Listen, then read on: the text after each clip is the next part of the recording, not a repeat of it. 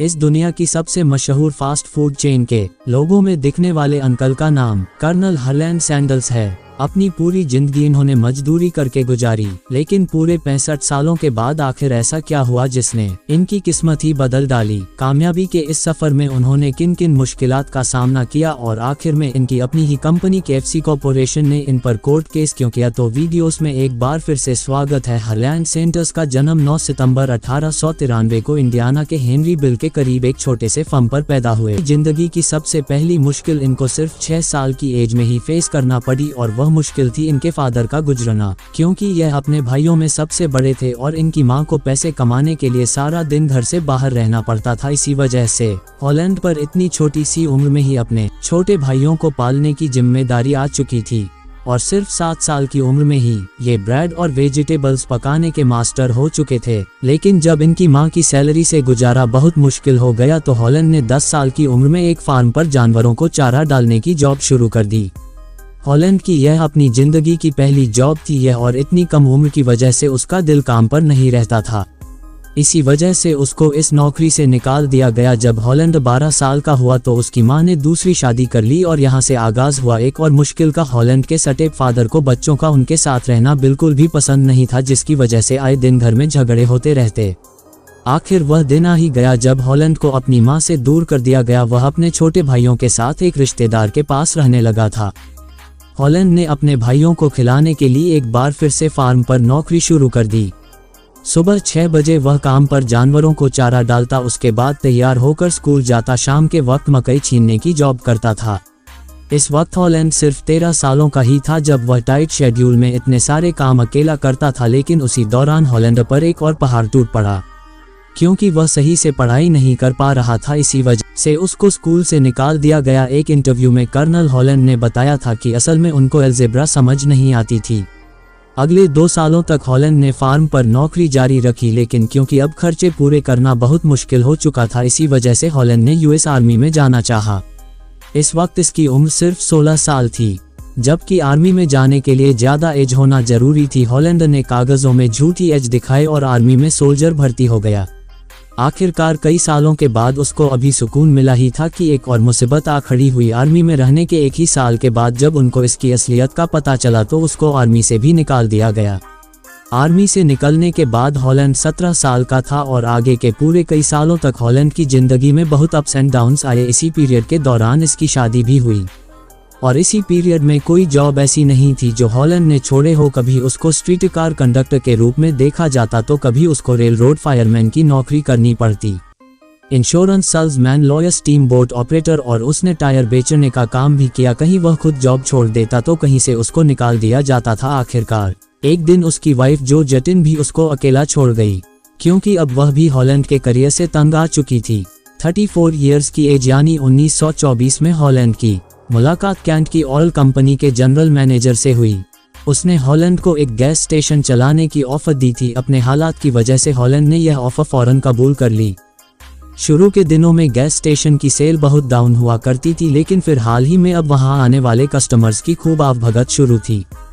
Customer से इस extra care की वजह से देखते ही देखते गैस स्टेशन की सेल 3 टाइम्स बढ़ गई और एक बार फिर से हॉलैंड को अपनी जिंदगी में खुशियां दिखना शुरू हो गई। खुशियों के दिन अभी शुरू ही हुए थे कि एक बार फिर से किस्मत ने उसका साथ छोड़ दिया। जी हां, अमेरिका समेत पूरी दुनिया को इकोनॉमिक डिप्रेशन ने घेर लिया, जिसकी वजह से हॉलैंड के गैस स्टेशन की सेल इतनी ज्यादा कम हो गई कि उसको गुजारा करना मुश्किल हो गया। कैंटर की ऑयल कंपनी ने हॉलैंड से गैस स्टेशन वापस ले लिया और एक बार फिर से हॉलैंड अपनी जॉब से हाथ धो बैठा। अब हॉलैंड 40 इयर्स के हो चुके थे जब एक बार फिर से उनको जॉबलेस कर दिया गया था। 1930 में शेल ऑयल कंपनी ने हॉलैंड का एक्सपीरियंस देखा तो उसको एक बार फिर से गैस स्टेशन चलाने की ऑफर दी। ये ऑफर मिलते ही हॉलैंड को एक बार फिर से डूबती हुई उम्मीदों को बचाने का मौका मिला। इसी वजह से उन्होंने फौरन ऑफर कबूल कर ली। गैस स्टेशन का चार्ज संभालते ही हॉलैंड ने सेल्स बढ़ाने के लिए दोबारा कस्टमर केयर शुरू कर दी, क्योंकि यह स्टेशन एक हाईवे पर मौजूद था। इसी वजह से वहां आने वाले पैसेंजर को हॉलैंड प्राइवेट तौर पर मुफ्त अधिक चीजें पकाकर खिलाता था। इस वक्त इसने अपने रूम में सिर्फ एक डाइनिंग टेबल रखी थी जिस पर 6 लोग बैठकर खा सकते थे।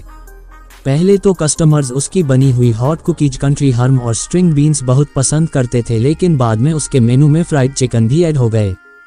देखते ही देखते उसकी फ्राइड चिकन इतनी फेमस हो गई कि अब उसने गैस स्टेशन के साथ ही एक पूरा रेस्टोरेंट खोल लिया, जिसमें 142 लोगों के खाने की जगह मौजूद थी। और इस रेस्टोरेंट को Holland sandal court and cafe का नाम दिया गया। जहां पहले कस्टमर सिर्फ वहां से गुजरते वक्त खाना खाते थे, वहीं अब दूर दूर से लोग सेंटर्स कैफे का टेस्ट करने लगे।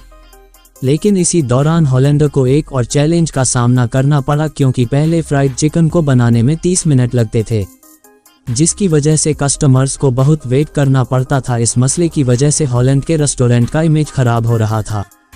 लेकिन इस मसले से निपटने के लिए हॉलैंडर ने एक नई ट्रिक आजमाई और चिकन को पैन में फ्राई करने के बजाय प्रेशर कुकर में फ्राई किया। और पर यह ट्रिक काम कर गई और 30 मिनट में पकने वाली चिकन सिर्फ 8 मिनटों में ही तैयार हो जाती थी। हॉलैंड अपने रेस्टोरेंट से खुश था और दिन ब दिन अपनी फ्राइड चिकन की रेसिपी को इम्प्रूव करता रहा। लेकिन अचानक एक और मसले ने जन्म लिया।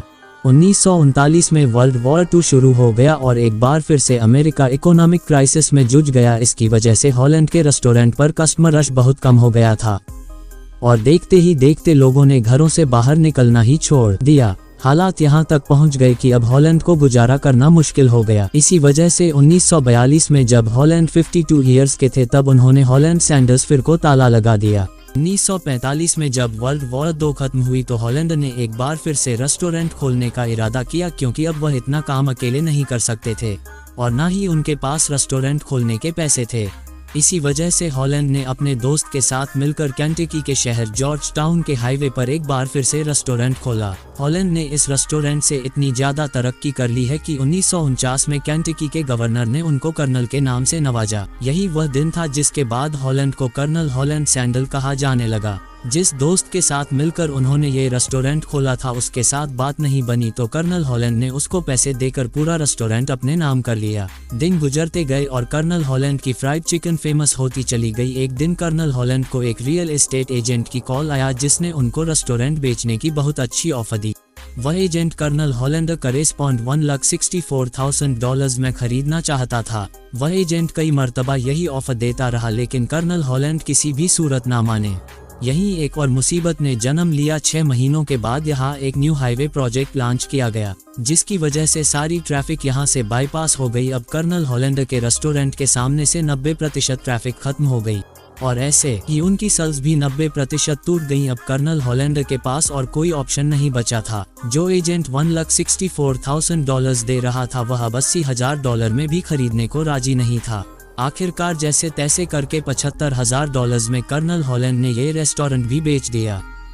इस वक्त कर्नल हॉलैंड की एज 65 थी और उनके पास सोशल सिक्योरिटी के $105 के अलावा कमाने का और कोई जरिया नहीं बचा था। जिंदगी में कई बार नाकामियां देखने के बाद 65 ईयर्स की एज में कर्नल हॉलैंड को आइडिया आया कि क्यों ना अपनी फ्राइड चिकन रेसिपी को फ्रेंचाइज किया जाए। इसके लिए उन्होंने अपनी रेसिपी को केंटकी फ्राइड चिकन के नाम से रजिस्टर करवाया। वह अपने दूसरी बीवी क्लाडिया के साथ मिलकर अपनी कार में एक कुकर और चिकन के साथ अमेरिका के रेस्टोरेंट विजिट करते हैं। वहां उनको अपनी चिकन पकाकर खिलाते। अगर रेस्टोरेंट के मालिक को उनकी चिकन पसंद आती है तो वह हाथों हाथ उनसे राइट्स खरीद लेता था। हर एक चिकन पर कर्नल हॉलैंड को 4 सेंट दिए जाते थे। कर्नल हॉलैंड अपनी गाड़ी में घूमते गए और अपनी रेसिपी का नेटवर्क बढ़ाते चले गए। कर्नल हॉलैंड ने अपने इंटरव्यू में बताया कि कई बार उनको रातें भी अपनी गाड़ी में ही गुजारनी पड़ती थी। जहां उनकी रेसिपी सिर्फ केंटकी में फेमस थी, वहीं अब पूरे अमेरिका में कर्नल हॉलैंड सैंडल्स के नाम का चर्चा होने लगा। 8 सालों के बाद जब कर्नल हॉलैंड 73 ईयर्स के हुए तो वह 600 से भी ज्यादा रेस्टोरेंट को अपनी चिकन की फ्रेंचाइजी दे चुके थे। लेकिन अब कर्नल हॉलैंड की एज बहुत ज्यादा हो चुकी थी और वह ये सब कुछ मैनेज नहीं कर पा रहे थे। इसी वजह से 1964 में कर्नल हॉलैंड ने KFC कॉरपोरेशन केंटकी के एक बिजनेसमैन को $16.5 मिलियन में सेल कर दी। लेकिन उस दिल में ये तय पाया कि KFC के लोगों में हमेशा कर्नल हॉलैंड सेंटर्स की तस्वीर ही रहेगी और कर्नल हॉलैंड ही KFC की तरफ से टीवी इंटरव्यू पर जाएंगे। यानी कि KFC चलाएगा कोई और, लेकिन उसका फेस कर्नल हॉलैंड सैंडल ही रहेगा, जिसके लिए कर्नल हॉलैंड को KFC की तरफ से $6,250 की सैलरी पर रखा गया। ना सिर्फ आपको ये भी बताते चलें कि जिस कंपनी ने KFC को कर्नल हॉलैंड से खरीदा था, बाद में उन्होंने रेसिपी को चेंज भी किया, जिस पर कर्नल हॉलैंड ने कंपनी को कोर्ट में शू कर दिया।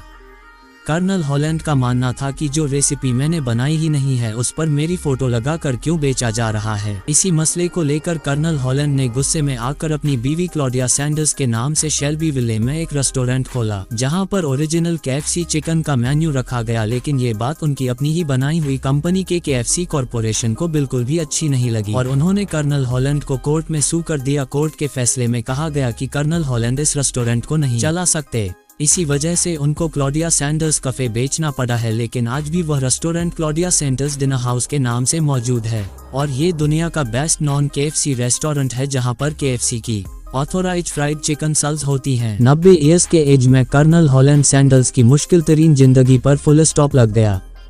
उम्मीद है यह वीडियो आपको पसंद आया हो। लाइक, शेयर और सब्सक्राइब करें। मिलते हैं अगली शानदार वीडियो में।